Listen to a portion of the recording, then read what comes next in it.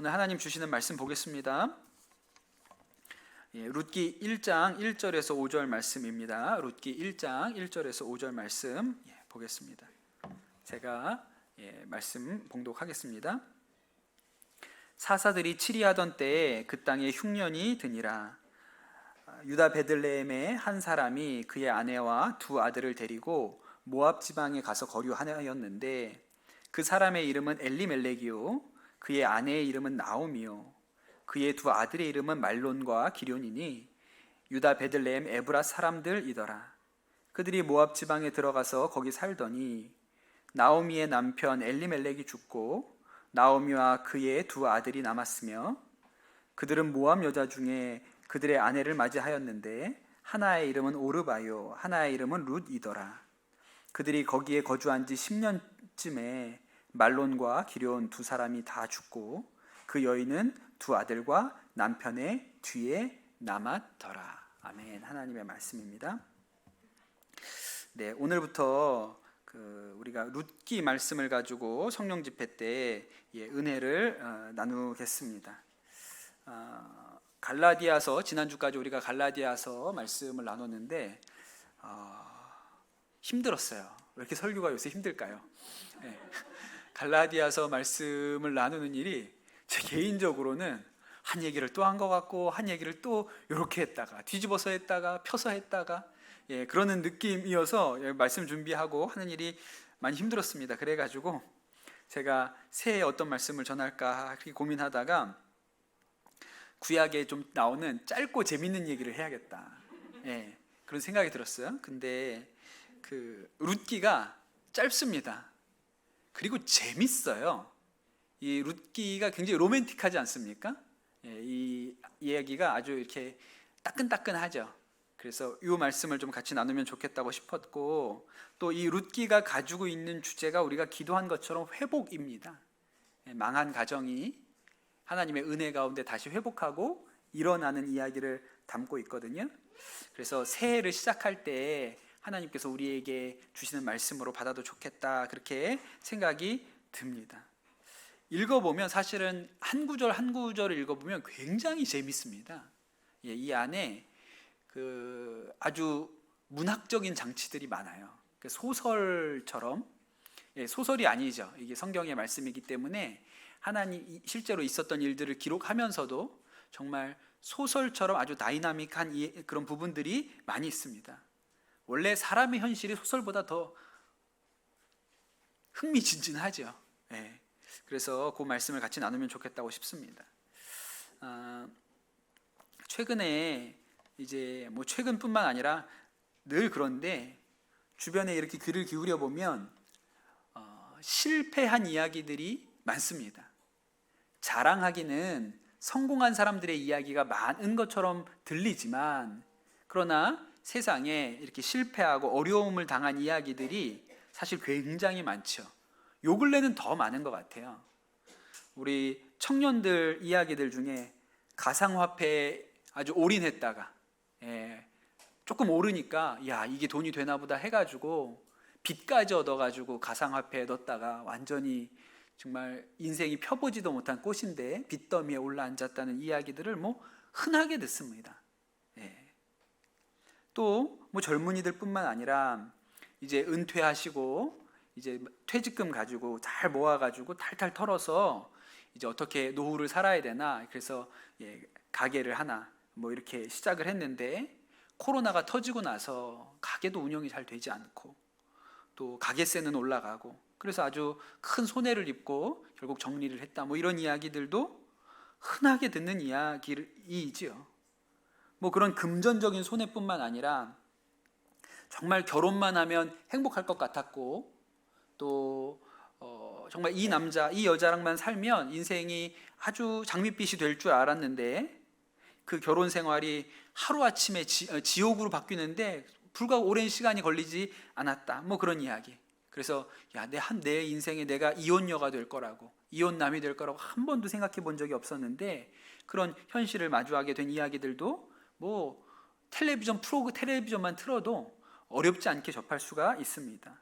또 질병이나 사고로 하루아침에 정말 가정이 또 이렇게 어려움을 당하는 일들, 뭐 최근에 이태원에서 참사, 누가 그런 일이 있을 줄로 상상을 했겠습니까? 하루아침에 자녀가 그렇게 20살까지 장성한 자녀가 그렇게 하루아침에 세상을 떠날 거라고, 그 부모님이 어떻게 제대로 된 마음으로 생각으로 버틸 수가 있겠어요? 뭐 그런 이야기도 많이 듣고요. 또 목회자들 안에도 어떤 목회자가 잘 나간다고, 또 뭐 하여튼 뭐 유명해졌다고 그랬는데, 그런 분이 도덕적인 실패로 인해서 그 인생이, 목회가 하루아침에 그냥 곤두박질 치는 그런 얘기들도 사실 뭐 많이 들을 수 있는 이야기입니다. 저도 지금부터 한 20년 전에 20대를 시작할 때 저희 집이 완전히 망한 그런 경험을 해봤죠. 그래서 이런 실패나 몰락, 뭐 요새 젊은 친구들 말로 치면 폭망이죠. 폭망의 이야기가 요즘 이야기만은 아닌 거예요. 어느 시대에나 망하는 사람들이 있고, 잘 되는 사람이 있으면 또 망하는 사람이 있죠. 어려운 사람이 있어요. 요즘만 그런 게 아니고 룻이 살던 시대, 나오미가 살던 시대에도 똑같이 그렇게 어려움 겪고 망하는 그런 가정이 있었던 것이죠. 근데 여러분, 이 룻기가 그 망한 이야기를 통해서 우리가 우리의 인생의 그런 흉년을 통과할 때 어떤 선택을 해야 되는지, 어떻게 해야 회복할 수 있는지에 대한 지혜를 우리에게 줍니다. 그래서 이 말씀이 귀하다고 싶습니다. 오늘 말씀은 이렇게 시작하거든요. 1절에 사사들이 치리하던 때에 이렇게 시작을 합니다. 성경은 사사기를 암흑시대라고 우리가 이야기를 합니다. 출애굽한 이스라엘 백성들이 이제 적과 꿀이 흐르는 가나안 땅에 40년 만에 들어오게 되죠. 그러면 이제 장밋빛이 펼쳐질 줄 알았거든요.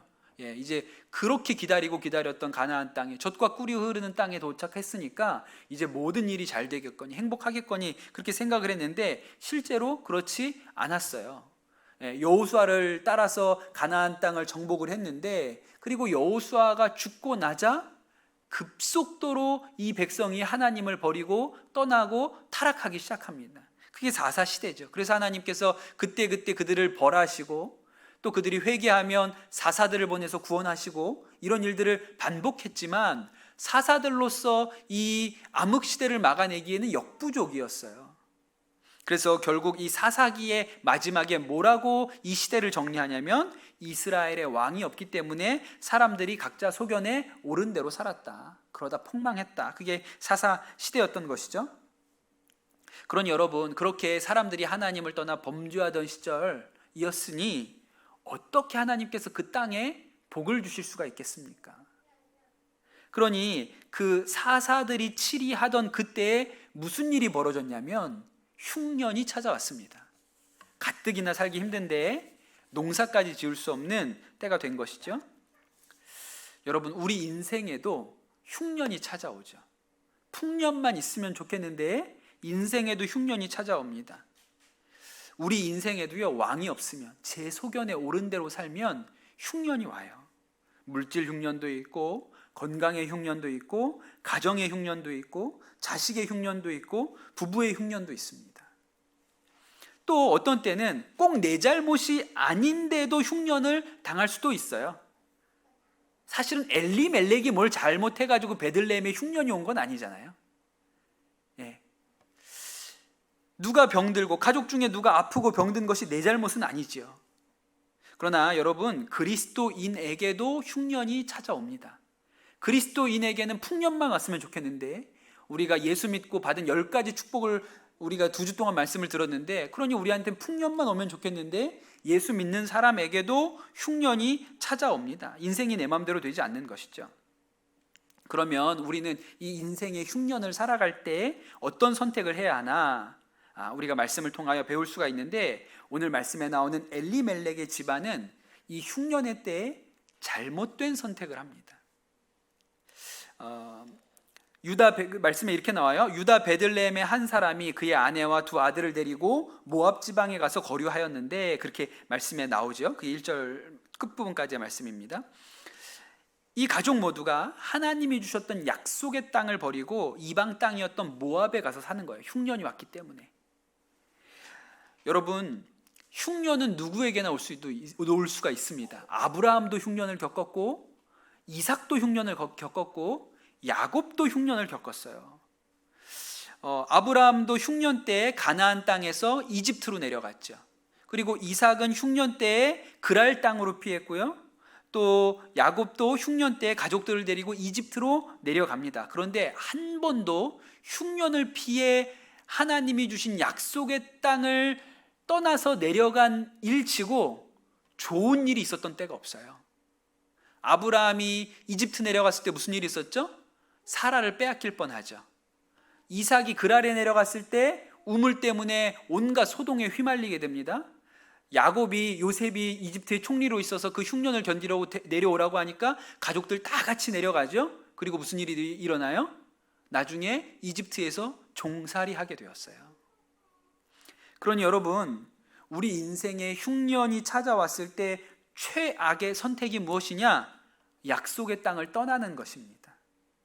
하나님을 떠나고, 교회를 떠나고, 기도의 자리를 떠나고, 예배의 자리를 떠나고, 말씀의 자리를 떠나는 것이 흉년의 최악의 선택이에요. 안 되겠다, 못 살겠다, 돈 벌어야지. 예배 나갈 시간이 어딨어? 속회 나갈 시간이 어딨어? 말씀 볼 시간이 어딨어? 기도할 시간이 어딨어? 그래서 흉년의 때에 약속의 땅을 떠나는 것이 최악의 선택이에요. 2절을 보면 이 집에 대한 구체적인 정보가 이제 나오기 시작합니다. 그 집의 가장의 이름이 엘리멜렉이요, 아내는 나오미였다. 그리고 두 아들이 있었는데 말론과 기르온이었다. 그렇게 말씀에 나오죠. 룻기에 나오는 이름은 좀 역설적입니다. 일단 베들레헴, 이 일이 일어난 장소가 베들레헴이잖아요.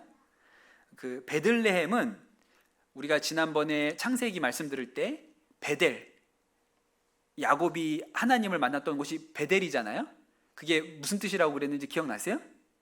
벳엘, 벳은 집이고 엘은 하나님이에요. 그래서 하나님의 집, 그게 베델이거든요. 그러면 베들레헴에도 벳이 나오죠. 이게 집이에요. 그 다음에 들레헴이 있는 거죠. 들레헴이 뭘까요? 빵이에요, 빵. 그래서 베들레헴은 빵집입니다. 우리가 농담하죠. 베들레헴을 가지고 배 둘레 햄이 꼈다고, 뭐 그런 농담하지 않습니까? 배둘레 햄이라고. 그만큼 배에 햄이 낄 정도로 먹을 것이 풍부한 동네가 베들레헴이에요. 그래가지고 이 베들레헴을 그 빵집이라고 부른 거죠. 농사짓기 좋은 곳이었어요. 풍요로운 곳이었습니다. 그런데 참 기가 막히게도 동네는 베들레헴인데 그 베들레헴 빵집에 흉년이 온 거예요. 먹을 것이 많아서 빵집인데 그 빵집에 흉년이 왔어요. 그러니 그곳이 어떻게 빵집이겠습니까? 엘리멜렉이라는 이름은 엘이 하나님이고 멜렉이 왕이에요. 그래서 여호와는 나의 왕, 하나님은 나의 왕, 이런 뜻이거든요. 되게 좋은 이름이에요. 엘리멜렉이라는 이름은. 나오미의 이름은 뭐죠? 기쁨, 희락, 이거예요. 그러니 여러분, 하나님은 나의 왕 남편과 기쁨 아내가 만나서 결혼을 했어요. 그러면 그 집은 어떤 집이에요? 하나님이 우리의 왕 되셔서 기쁜 가정 아닙니까? 너무 좋은 집이잖아요. 너무 좋은 집이에요, 이름으로는. 그런데 여러분, 빵집에 흉년이 온 것처럼 이 좋은 이름의 가정에도 흉년이 찾아온 거예요. 그러니까 이 이름들이 굉장히 문학적인 장치예요. 어떻게 이렇게 만들었을까 싶을 정도로. 그런데 이제 독특한 것은 뭐냐면 아들들의 이름입니다. 말론과 기럨. 이름도 이상해요. 론자 돌림인데 말론과 기럨이라고 있어요. 근데 말론은 병약하다라는 뜻이고 기럨은 쇠약하다라는 뜻이에요. 아니, 뭔 자식의 이름을 병약하다, 쇠약하다 이렇게 짓습니까? 이름 잘 지어야 된다고 제가 이름 함부로 짓지 마라, 제가 늘 얘기하잖아요. 근데 아니, 부모님은 이렇게 이름 좋으면서 자식의 이름은 말론과 기럨, 병약하고 쇠약함 이렇게 지은 거예요. 저는 잘 모르는데, 저는 유튜브만 보지 드라마를 보지 않기 때문에 드라마는 잘 모르는데 문영남이라는 작가가 있나 봐요. 되게 유명한 작가분이고 약간 뭐라 그럴까요? 세미 막장 드라마 이런 거 쓰시는 분이시라고 제가 알고 있습니다. 근데 이분의 드라마의 특징은 그 드라마에 나오는 캐릭터의 이름을 아주 독특하게 짓는다는 거예요. 저는 뭐 본 적은 없지만 조강지처 클럽이라는 그 옛날 드라마가 있었대요. 이분이 쓰신 건데 거기에 나오는 캐릭터의 이름이 이러는 거예요. 나화신, 한복수, 한원수, 이기적, 한심한, 방해자, 감시중, 백원만 이런 식으로 이름을 지었어요. 딱 이름만 들으면 캐릭터를 알겠어요. 여러분 한복수 뭐 하겠습니까? 복수하겠죠. 예, 안 봤지만 그러지 않겠습니까? 이기적 뭐 하겠어요? 이기적이겠죠. 예, 감시중 뭐 하겠습니까? 감시하겠죠. 그냥 그렇게 이름을 지은 거예요. 캐릭터 이름을. 그렇더라고요. 그런데 여러분 말론과 기련도 그런 이름이 아니었을까요? 자녀들의 캐릭터를 설명한 것이죠. 여러분 이 가정이 왜 모압으로 떠났을까요? 단순히 흉년 때문이 아니었을 것 같아요. 왜냐하면 이 엘리멜렉의 가정은 제가 볼 때는 상당히 부유한 가정이었던 것 같습니다. 그 나중에 룻기 1장 21절에 보면 룻이 이렇게 얘기해요. 내가 풍족하게 나갔더니 여호와께서 내게 비어 돌아오게 하셨느니라 이렇게 얘기를 해요. 그러니 이 베들레헴을 떠날 때 망해서 떠난 게 아니에요. 여러분 뭘 좀 가지고 있는데 떠난 거예요. 망할까봐 떠난 거죠. 망하기 전에 지금 이거라도 가지고 있을 때 떠나자. 그래서 떠난 거예요. 왜 떠났을까요? 베들레헴이 풍족한 동네잖아요. 예, 거기가 먹을 것이 많은 동네예요. 근데 이 베들레헴에 흉년이 왔습니다. 먹을 것이 없어졌어요. 누가 걱정이 될까요? 병약하고 쇠약한 두 아들이 있잖아요. 근데 먹을 것이 떨어지니까 제일 먼저 이 부모 안에 든 염려는 말론과 기럧이 혹시 병들지 않을까? 더 상황이 나빠지지 않을까? 먹지 못해가지고 얘네들이 어려운 인생을 살지 않을까? 이런 근심이 확 들어온 것이죠. 그러니 가장 걱정되는 것은 자녀들이었어요. 그러니 우리가 거지 되기 전에 그래도 몇 푼이라도 가지고 있을 때 지금이라도 떠나야, 먹을 것 많은 모압으로 떠나야 거기 가서도 우리가 자리 잡고 우리 두 아들을 먹여 살리며 키울 수가 있지, 이런 생각을 했던 게 아닌가 우리가 유추해 볼 수 있죠. 흉년이 와서 다 날리고 나면 떠날 돈도 없으니까요. 그래서 그들이 택한 땅이 모압 땅이었어요. 모압 땅이 상당히 기름지기는 합니다. 그런데 모압이 어떤 민족이에요? 롯의 자식이거든요. 모압과 암몬이 롯의 자식입니다. 롯이 소돔과 고모라를 탈출하죠. 그때 아내는 죽었잖아요. 소금기둥이 되어서. 그리고 이제 두 딸과 롯이 산에 깊이 들어가서 살았습니다. 그러고 나서 이 딸들이 남자가 없으니까 아버지를 잠자게 해놓고 아버지와 관계해서 아들을 각자 보잖아요. 그게 모압과 암몬이에요. 그래서 모압 땅은 이스라엘 사람들은 천하게 보죠. 예, 그 온전치 못한 집이라고 생각을 하니까요. 그런데 보니까 거기가 풍족한 것 같아요. 그래서 모압 땅으로 들어갑니다. 그러니까 여러분, 이 엘리멜렉과 나오미가 하나님이 주신 땅을 가장 떠난 결정적인 이유가 무엇이었냐? 자식 때문이었던 것이죠. 베들레헴에서는 도저히 병약하고 쇠약한 두 아들을 잘 키울 수 없을 것 같기 때문에. 근데 그 말은 하나님에 대한 믿음이 없었다는 것이죠. 여러분, 내 자녀를 하나님께서 책임지실 것이다, 하나님께서 먹이고 입히실 것이다 라는 믿음이 없었어요. 엘리멜렉은 하나님은 나의 왕이라는 뜻이라고 했잖아요. 그러나 실제로 이 가정의 왕은 하나님이 아니셨고 말론과 기럧이었습니다. 말론과 기럧을 살리기 위해서 하나님의 약속을 깨버린 거예요. 나오미의 이름은 기쁨이잖아요. 그 기쁨의 근거가 하나님이 아니고 말론과 기럧이었어요. 그래서 내가 이 말론과 기럧의 인생을 어떻게 하면 구원할 수 있을까? 그래서 약속의 땅을 떠나게 된 것이죠. 여러분, 지금도 그렇지 않습니까? 우리나라에서 살다가 이민 가는 분들이 많이 있잖아요. 근데 이민 가는 첫 번째 이유가 뭐죠? 자식 교육이에요. 자식 교육이요. 우리 아이들을 잘 키워보겠다고 해서 가는 것이죠. 그래서 그것도 그 자식을 외국에 보내서 잘 키워보겠다는 것도 어느 정도 돈이 있을 때 할 수 있습니다. 망하면 못하는 거예요. 그것 때문에 가족들이 나뉘어 살기도 하죠. 아빠는 여기에서 돈 벌고 아내랑 아이들은 이제 외국 가서 살고 그렇게 살지 않습니까? 근데 여러분, 그러다가 어려움 겪는 가정들도 많이 있죠.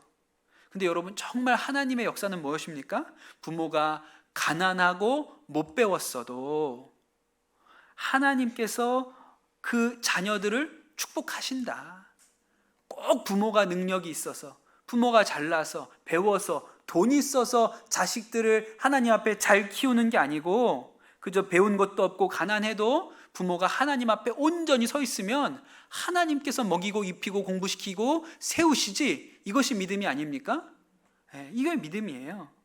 그런데 엘리멜렉과 나오미에게는 이 두 병약한 아들에 대하여 그렇게 할 믿음이 없었어요. 그래서 흉년이 들고 나니까 이제 모압으로 내려갑니다. 그리고 모압에 내려가서 얼마 후에 문제가 생겼습니다. 3절에 뭐라고 나오냐면, 나오미의 남편 엘리멜렉이 죽고 나오미와 그의 두 아들이 남았으며, 그렇게 성경에 나와요. 남편 엘리멜렉이 모압에 가서 죽었어요. 이제 나오미는 과부가 됐고 두 아들과 함께 남겨집니다. 대부분 이 말씀을 읽으면서 어디에 눈이 가냐면, 아이고 엘리멜렉이 죽었네, 가서. 아이고 거기 살겠다고 갔는데, 모압에 살겠다고 갔는데 거기서 죽었네, 이렇게 생각을 하거든요. 야, 이제 진짜 인생의 위기가 찾아오는구나, 그렇게 생각을 해요. 그러나 여러분, 이 말씀에서 눈여겨봐야 되는 것은 엘리멜렉이 죽었다는 그 부분보다 나오미와 그의 두 아들이 남아 있다는 얘기예요. 여기에 눈이 보여야 합니다. 흉년을 피해서 모압으로 왔는데 가정 안에 흉년이 찾아왔습니다. 그래서 엘리멜렉이 죽었어요. 뭔가 잘못된 것이죠. 그러면 여러분, 남아있는 나오미는 생각을 해야 돼요. 우리가 분명히 흉년을 피해서 모압으로 왔는데 왜 우리 집에 이 흉년이 쫓아왔지? 내 남편이 왜 여기 와서 죽었지? 이렇게 생각을 해봐야 돼요. 아, 우리가 애들 잘 키워보겠다고 약속의 땅을 떠났기 때문에 우리 집에 이런 문제가 왔구나 라고 깨달아졌다면 이제라도 그 두 아들을 데리고 베들레헴으로 돌아갔어야 하는 것이죠. 한 대 맞고 알아들으면 복 있는 거예요. 사람이, 우리는 한 대도 안 맞고 알아들었으면 좋겠는데 실제로 사람을 보세요. 한 대 맞고 알아듣는 사람은 정말 훌륭한 사람이에요. 알아들었으니까. 그런데 여러분, 그렇게 잘 안 되죠.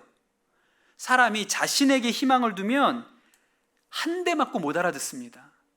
두 대, 세 대, 10대, 그래서 가진 것 다 날릴 때까지 못 알아먹어요. 카지노에 가서 한 번 가산을 탕진하잖아요? 그럼 어떻게 해야 돼요? 정신 차려야 되죠. 다시는 오지 말아야지.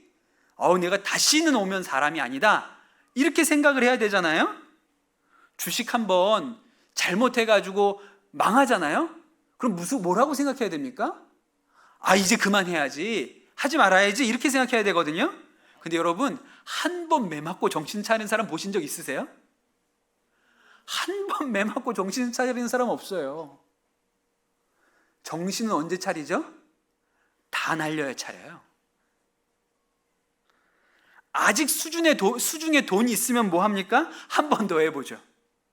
날렸는데 아직 주머니에 돈 더 있어요. 그러면요, 그거 다 날릴 때까지 해요. 강원랜드 가서 카지노에 가서 돈 날리면 있는 돈 다 날리고 몰고 갔던 차까지 잡혀요.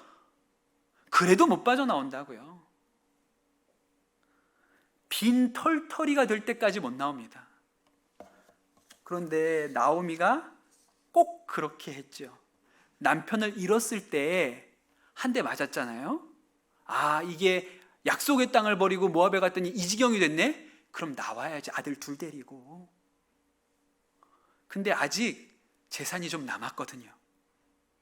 그러니 남편이 세상을 떠났지만 이 두 아들은 여기서 어떻게든 잘 정착을 시켜야지. 이제 남편도 죽었어요. 그러면 이제 이 홀로 남은 과부 엄마가 아들들을 위해서 뭘 해줘야겠다고 생각할까요? 결혼을 시켜야죠. 장가를 보내야죠. 그래야 가족을 이루고, 그 장가 보내는 일도요, 나오미 수중에 돈이 좀 있어야 장가를 보낼 거 아니에요. 그거 다 쓰고 나면 장가 어떻게 보내요? 그러니 남편 세상 떠나고 나서 이 나오미의 생각은 돌아가자가 아니고, 이 땅에서 어떻게든 우리 아들들이 자리 잡고 잘 살게 하려면 우리 두 아들이 병약한데 며느리라도 봐야, 아주 좋은 처자라도 만나야 잘 대접받고 먹고 옆에서 누가 그렇게 도와주지. 또 여러분, 모압에 이방인으로 와서 살지 않습니까? 그럼 누구랑 결혼시키는 게 좋아요? 모압 여자랑, 그 나라 여자랑 결혼시켜야 그 자리에서 자리 잡고 살 거 아니에요. 그래서 나오미가 무슨 선택을 합니까? 결혼을 시키는 것이죠. 그들은 4절에 그들은 모압 여자 중에서 그들의 아내를 맞이하였는데 하나의 이름은 오르바요, 하나의 이름은 룻이더라. 모압 가서 산 것도 문제인데 이제는 모압 여자와 두 아들을 결혼을 시킵니다. 결혼이 중요했고 후사가 중요했죠. 그러나 하나님의 뜻은 중요하게 생각하지 않았어요. 그렇게 모압에서 남편을 먼저 보내고 나오미가 혼자서 병약하고 쇠약한 두 아들과 살아보겠다고 결혼까지 시켜가면서 살았던 세월이 10년입니다. 근데 10년쯤 되었을 무렵에 기가 막힌 일이 벌어지는 거예요. 이거는 정말 제가 기가 막히다고 밖에는 표현할 방법이 없습니다. 한 설교에 딱 한 번 기가 막혀요. 이게 기가 막힌 거예요, 이게. 근데 성경은 이 기가 막힌 일을 너무 무미건조하게 기록해요. 5절에 뭐라고 나와요? 말론과 기럨 두 사람이 다 죽고. 진짜 기가 막히지 않습니까? 아들 둘 죽은 것도 기가 막힌데 아들 둘 죽은 일을 그저 이렇게만 써놨다는 것도 기가 막혀요. 당신 두 아들이 죽었으면 이렇게 썼겠냐고요. 근데 그냥 두 아들이 죽었다 이렇게만 썼어요. 이 아들 때문에 모압에 왔고 아들들 결혼시켜서 한번 일으켜보겠다고 돌아가지도 못하고 10년을 살았는데 그만 그 땅에서 두 아들이 다 죽고 말았습니다. 왜 죽었는지 이유도 없어요. 병약하고 쇠약한 이 아들이 병에 들어 죽었는지 사고를 당했는지 무슨 억울한 일을 당했는지도 모르는 것이죠. 인생이 그렇게 허망하게 끝이 났습니다. 결혼시켰지만 자녀도 보지 못했어요. 성경은 이때 이렇게 기록하죠. 말론과 기럨 두 사람이 다 죽고 그 여인은 두 아들과 남편의 뒤에 남았더라. 오늘 말씀 마지막 절이에요. 우리는 말론과 기럨이 다 두 사람이 다 죽고 아우 불쌍해라 뭐하다 어쩌다가 그렇게 됐지 이렇게 생각을 하지만 실제로 우리 눈에 들어와야 되는 말씀은 뒷부분이에요. 그 여인은 두 아들과 남편의 뒤에 남았더라. 여러분, 나오미의 편에서 보자면 다 잃어버렸습니다. 다 잃어버렸어요. 모압 땅에 와가지고 남편 죽었죠. 두 아들 죽였죠. 그 아들 때문에 온 건데. 근데 두 아들 죽고 나니까 뭐 그렇다고 손주를 남기기를 했습니까? 다 없어졌어요. 우리가 볼 나오미의 입장에서 보면 아무것도 남은 게 없어요. 그런데 오늘 설교, 오늘 말씀에 뭐라고 나와 있냐면 남았더라요. 남았더라. 뭐가 남았어요? 나오미는 남았어요. 그래서 오늘 설교 제목이 뭐예요? 남았더라. 남았더라. 거기에 눈이 보여야 돼요. 다 잃은 것 같은데 성경은 다 잃었다고 말하지 않고 나오미는 남았다는 거예요. 남편도 죽고 아들도 죽고 재산도 다 탕진하고 이제 고향도 등졌고 남은 게 아무것도 없어요.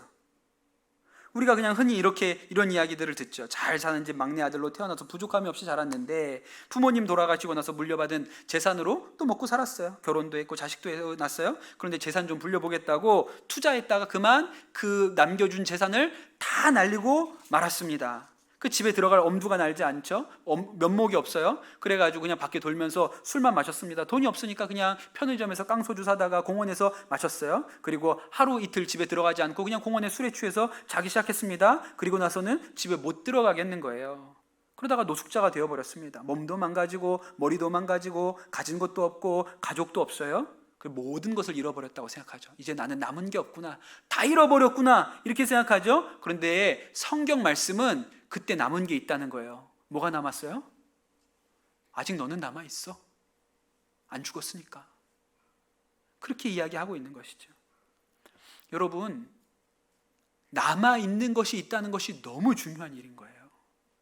우리는 남아있는 것은 보지 않고 잃어버린 것만 봅니다. 그래서 다 잃어버렸다고 얘기해요. 그러나 성경은 나오미가 남편도 잃고 자식도 잃고 그가 가진 돈도 다 탕진하고 고향도 떠나와 일가 친척을 다 등졌는데도 불구하고 남았다고 얘기해요. 나오미가. 그 빅터 프랭클린이라는 유명한 유대인 정신과 의사가 있습니다.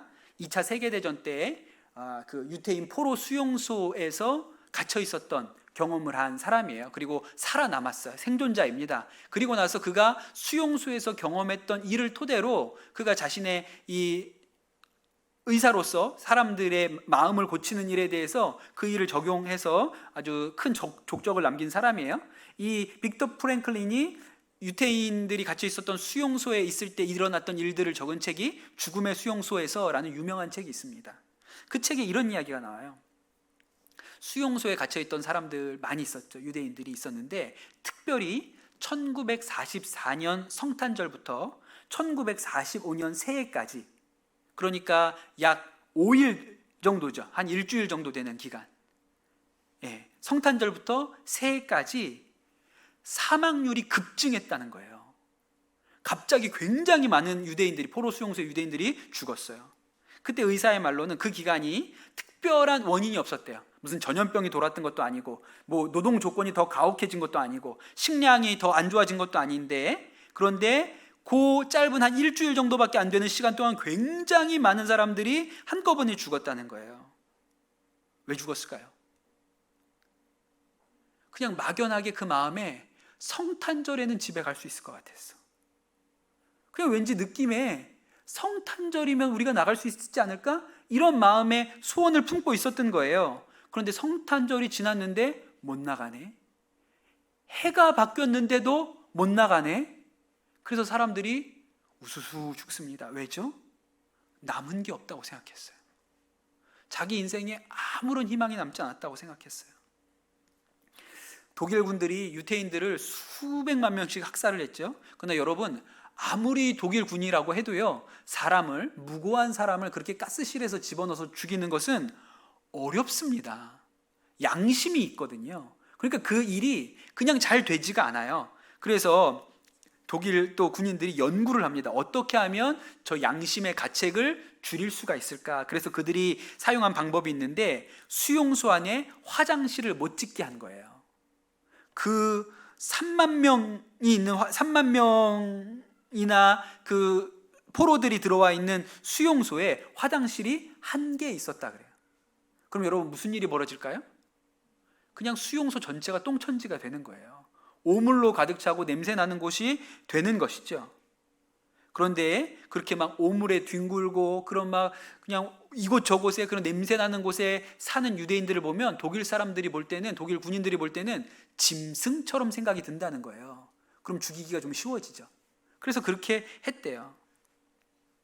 그런데 이런 극악한 환경에서 살아남은 유대인들이 있었습니다. 어떤 사람들이냐면 이런 얘기가 나와요. 그 수용소에서 매일 오후 4시 반이면 모든 그 수용소에 들어있는 사람들한테 커피가 한 잔 나왔대요. 근데 받아보면 그냥 갈색 물이기는 한데 이게 커피인지 썩은 물인지 흙탕물인지도 알 수 없는 그런 물 한 잔이 나온다는 거예요. 그런데 그럼에도 그 수용소 안에서 그 물 한 잔이 귀했기 때문에 사람들이 벌컥벌컥 이 커피를 마셨습니다. 그런데 그 사람들 중에 아주 소수는 그 커피 한 잔을 받으면 반만 마시고 나머지 반을 남겨서 얼굴을 씻는 사람들이 있었다는 거예요. 반을. 왜 그런 일을 했냐면 그 독일 사람들이 이 유태인들을 완전히 짐승 취급했잖아요. 화장실도 주지 않고 아주 더러운 곳에 몰아넣고 짐승 취급을 했는데, 거기에서 살아남은 사람들은 어떤 사람이냐면 그 커피 반잔을 가지고 얼굴을 씻으면서 이렇게 생각한 거죠. 나는 짐승이 아니야. 나는 사람이야. 나는 아직도 존엄해. 그걸 지키려고 커피 반잔의 물로 얼굴을 씻은 사람들은 끝까지 살아남았다는 거예요. 다 잃어버렸다고 생각한 사람들은 견디지 못했고, 아직 남은 게 있어, 아직 남은 게 있어 라고 믿었던 사람들은 살아남았다는 것이지요. 여러분, 제가 섬겼던 선한목자교회, 거기에 우리 교우 중에 이지선 집사님이라는 분이 계시죠. 지금 한동대에서 학생들을 가르치는 교수님이 되셨는데 벌써 20년 전 일입니다. 그 대학교 졸업 앞두고 음주운전 사고를 당해서 온몸에 화상을 입으셨잖아요. 너무너무 고통스러운 그런 형편에 하루아침에 나락으로 떨어진 거죠. 그러니까 인생의 흉년이 꼭 내가 뭘 잘못한 게 아닌데도 불구하고 찾아옵니다. 사람들이 그 지선자매가 그렇게 어려움 당하고 그렇게 아파하는 걸 볼 때, 아우 저렇게 어떻게 살아, 너무 힘들어서 어떻게 살아 그랬어요. 그런데 여러분, 죽지 않고 살았잖아요. 살았어요. 책에 이런 얘기가 나옵니다. 제가 읽어드릴게요. 그때 오빠가 저에게 한 이야기 가운데 기억이 남는 것이 있습니다.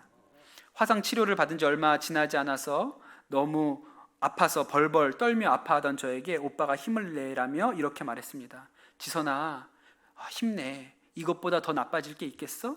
그랬습니다. 더 이상은 떨어질 나락도 더 이상 나빠질 것도 없었습니다. 정말 최악의 상황이었습니다. 인생의 고난을 천길 낭떠러지 아래로 떨어진 것으로 비유한다면 제가 있었던 그곳은 정말 바닥이었습니다.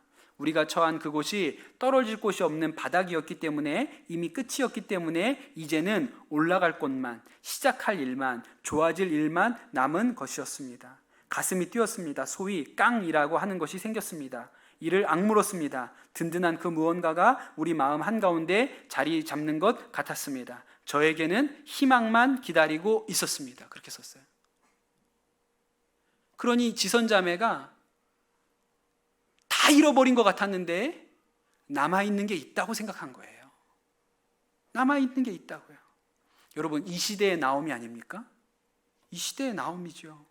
인생의 흉년이 찾아왔어요. 다 없어진 것 같죠? 그러나 하나님께서 생명 살려 나오셨어요. 그러면 남은 게 있구나. 남은 게 있구나. 반드시 하나님의 뜻이 있구나. 이렇게 믿었던 것이죠. 제가 선한목자교회 사역하면서 이제 경험했던 분 중에 교회에서 경비를 서셨던 한 어르신이 계셨어요. 나이가 많이 드신 분이시고, 또 나중에는 병을 얻으셔서 더 이상 교회 경비로 섬기실 수가 없게 되셨습니다. 그렇게 은퇴를 하셨어요. 그 후로는 이제 뵐 수가 없었어요. 그러다가 한참 시간이 지나서 우연히 이제 그 장례 문자가 오지 않습니까? 장례 문자를 받았어요. 돌아가셨다고. 그래서 그 섬기시는 그 장례를 주관하는 갈렙교회 목사님한테 전화를 했죠. 그 집사님이 돌아가셨어요. 그렇게 물어봤더니 장례를 어떻게 치르죠? 제가 물어봤더니 전혀 연고가 없다는 거예요.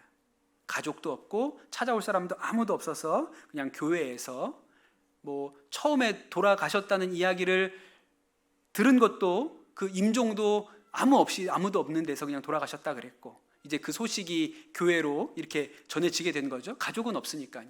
그래서 이제 교회에서 교직원들 중심으로 또 우리 갈렙교회 목사님이 장례를 치르고, 그렇게 해서 장례를 치른다고 이야기를 했습니다. 제가 그 얘기를 듣고 나도 가야겠구나 그렇게 생각을 했어요. 왜냐하면 이미 이분이 교회에서 경비 사역을 안 하신 지가 꽤 오래됐기 때문에 아는 사람이 없어요. 사역자들 중에도. 저는 아니까. 그러니까 그 장례를 같이 가야겠다고 생각을 해서 입관도 가고 발인도 가고, 발인 날 가서 화장장 들렸다가 납골하는 데까지 다 따라다녔어요. 같이 하고 싶은 생각이 있었어요. 왜냐하면 아무도 없는 데서 혼자 돌아가셨다는 그 얘기가 너무 마음에 좀 안타까운 생각이 있어서 장례라도 내가 지켜야겠다 그런 생각이 들어서 그냥 따라다녔습니다.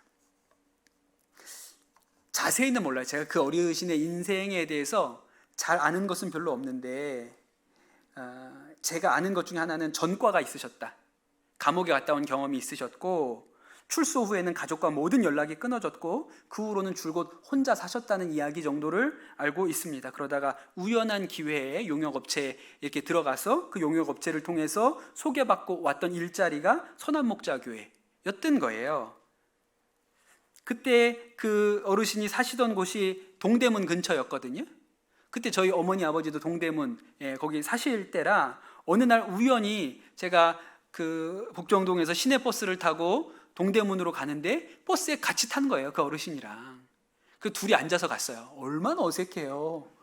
목사랑 거기 경비하시는 아저씨랑 둘이 그냥 뭐 모르는 사이가 아니니까 또 따로 앉기도 그렇잖아요. 그 둘이 나란히 시내버스에 앉아서 가는데 사실 뭐 할 말이 있습니까? 그냥 이렇게 같이 가다가 어떠세요? 여기 교회에서 와서 일하시니까 어떠세요? 뭐 그때 이제 뭐 그런 가족은 어떠세요? 뭐 이런 얘기를 한 거예요. 혼자 사신다 뭐 이런 얘기를 그때 조금 들었던 거예요. 한 가지 기억나는 사건, 한 가지 기억나는 이야기는 본인이 우리 선한목자교회 오시기 전까지 남묘 호랭교회교를 다니셨다. 거기를 열심히 출석하셨다고 그러셨어요. 그러다가 교회에 경비로 취직하면서 이제 교회를 다녀야겠구나 그렇게 생각하셔서 교회에 등록을 하셨고 경비 보시면서 양육 받으시고 세례도 받으셨어요. 제가 세례 받던 모습도 기억이 납니다.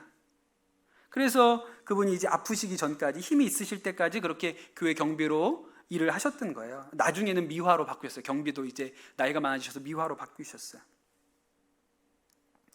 근데 여러분 그분의 인생을 생각하면 어때요? 앞서 이야기한 것처럼 돌아가실 때를 보면 아무것도 남은 게 없지 않습니까? 찾아주는 사람 하나, 자식, 가족 한 사람이 오지 않는 그런 장례를 치르셨으니까요. 다 잃어버린 것 같은 인생이잖아요. 그렇게 가족도 다 떠나고 그냥 혼자 사셨는데 이제 암에 걸리셔서 투병하시다가 그렇게 홀로 쓸쓸하게 죽음을 맞으셨어요. 그런데 제가 오늘 말씀을 준비하면서 드는 생각은 뭐냐면 그 인생의 바닥에 있을 때조차 남아있는 선택지가 있었다는 거예요. 여러분 우리 인생이 바닥에 있을 때조차도 우리에게 늘 선택 남아 있습니다. 어떤 선택이 남아 있죠? 천국 가는 선택은 할 수 있어요. 예수님께 돌아가는 선택은 언제든지 할 수 있습니다. 다 잃어버린 것 같죠? 다 없는 것 같죠? 그러나 여러분 다 없는데 여전히 한 가지 결정을 우리가 할 수 있어요. 예수님께 돌아가는 것. 그것은 우리가 인생을 다 잃어버려도 끝까지 남아있는 한 가지 선택인 것이죠. 여러분 그분 인생에 그 어르신 집사님 인생에 가장 복된 선택이 뭐였을까요? 선한목자교회에 와서 경비하다가 예수 믿어야겠구나, 세례 받아야겠구나 라고 선택하셔서 비록 마지막 임종에 그 주위에 가족 한 사람 남지 않았지만 그분이 천국 가는 선택을 하게 된 것은 얼마나 놀라운 축복입니까? 그래서 우리 교직원들이 다 같이 그 소식을 듣고 가서 천국 환송을 잘 가세요. 천국 가서는 아프지 마세요. 그렇게 우리가 보내드릴 수 있었던 것이죠. 여러분 우리의 인생이 아무리 밑바닥에 있고 형편이 없이 무너졌고 모든 것을 다 잃어버려 남은 것이 없다고 생각해도 여전히 우리에게 남아있는 기회가 있습니다. 그것은 예수님께 돌아갈 기회예요. 예수님께서 십자가에 달리셨을 때 생각해 보십시오. 양편에 강도가 있었어요. 인생을 잘못 살았죠. 악하게 살았습니다. 그 결국 죄의 대가로 십자가에 매달려 죽게 되었어요. 남아있는 것이 뭐 있습니까? 그 강도 2명이 죽는 그 십자가 형틀 밑에 가족이라도 한 사람 왔겠어요? 누가 옵니까? 부끄러운데. 괜히 나까지 해코지 당할까 봐 아무도 오지 않았겠죠. 그러니 이 두 강도는 십자가 위에서 아무것도 남은 게 없이 이제 죽는 것 하나만 남아 있는 상황이었어요. 남은 게 아무것도 없는 것처럼 보이죠. 그런데 그렇지 않아요. 아직도 남아있는 게 있어요. 뭐죠? 예수님께 돌아갈 선택은 남아있어요. 한 강도가 예수님을 조롱합니다. 그는 마지막 남아있던 기회를 던져버렸어요. 그러나 반대쪽에 있던 강도는 이렇게 얘기하죠.